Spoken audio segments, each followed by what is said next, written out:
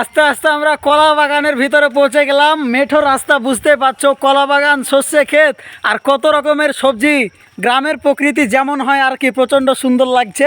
আমরা main road দিয়ে হেঁটে না গিয়ে একটু মাঠের রাস্তা বাছাই করে নিলাম। আর এই যে দেখতে পাচ্ছ শুধু কলার বাগান, দুই দিকে কলা একটাও ধরেনি। না তো আমরা চুরি করতে বাহাদুর ছিলাম, চুরি করে খেয়ে নিতাম, কিন্তু কলা একটাও ধরেনি, দুঃখিত। তো আমরা এখন যাচ্ছি, আর আমি এদিক ওদিক তাকাচ্ছি, তার কারণ খুব হাসি পাচ্ছে। আর কি বলবো, প্রচণ্ড ভালোই লাগছে কাজ করতে। বিদেশে এসে একটু হাসি খুশি থাকার ব্যাপারটাই আলাদা।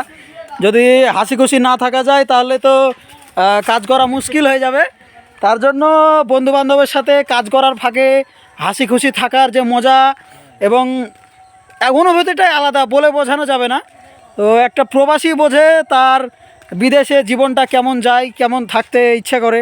তো বাড়ির সব কথা ভুলে বিদেশে থাকার জন্য একটু হাসি খুশি থাকা একান্ত প্রয়োজন। এই যে দেখতে পাচ্ছেন প্রচণ্ড সুন্দর জায়গা চারিদিকে। আর এই যে সব ক্ষীরা চুরি করছে, শশা চুরি করছে, ধরতে পারলে একদম গাড় মেরে ভেঙে দেবে।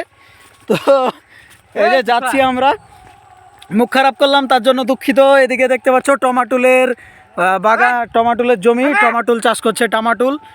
আর একজন ক্ষীরা চুরি করছে, তার জন্য বকছে। এই যে প্রচণ্ড সুন্দর জায়গা।